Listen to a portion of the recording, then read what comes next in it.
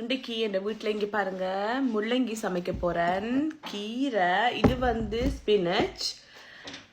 தமிழில் இதுக்கு என்ன பேர் தெரிஞ்சால் கொமெண்ட்டில் போடுங்க. முள்ளங்கி உடம்புக்கு நல்லது. ஸோ முள்ளங்கி நான் அடிக்கடி சாப்பிட்றேன். நான் இதில் இந்த தோலை சீவணும். இருக்கா கழுவோம், கழுவிட்டு வெட்டுவோம். சின்ன சின்ன இருந்து கொண்டு வெட்ட எல்லாமே இருக்குது. நின்று கொண்டு வெட்டேன் நான். அப்போ தான் ஈஸியாக இருக்கும். நான் இதை சின்ன சின்ன வெட்டுவேன். இப்படி இங்கே இந்த அளவுக்கு. இப்போ இந்த கீரையை வந்து நான் சின்ன சின்ன வெட்டி எடுக்கிறேன், அரிஞ்செடுக்கிறேன். நான் வந்து எப்போதும் சமைக்கும் போது எல்லா மரக்கறி இறைச்சி எல்லாத்தையும் வெட்டி வச்சிருவேன். கோழி பிள்ளைகளுக்கு வந்து கோழியும் கிழங்கு போட்டு பொரிக்க போகிறேன்.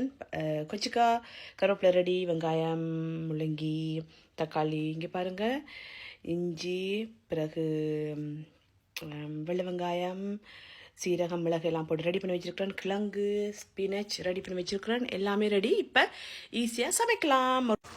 பார்த்தீங்களா எவ்வளோ ஈஸியாக இருக்குண்டு. 3 கறி சமைக்கிறேன் ஒரு அடுப்பில்.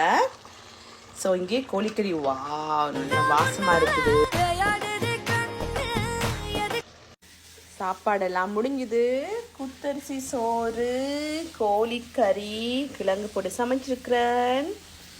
கோழி பொரியல், கிழங்கு போட்டு பொரிச்சிருக்கிறேன். பிறகு ஸ்பினச் கறி, கீரை கறி, பிறகு சொதி பிள்ளைகளுக்கு, பிறகு முள்ளங்கி. இதுதான் என் வீட்டில் சாப்பாடு.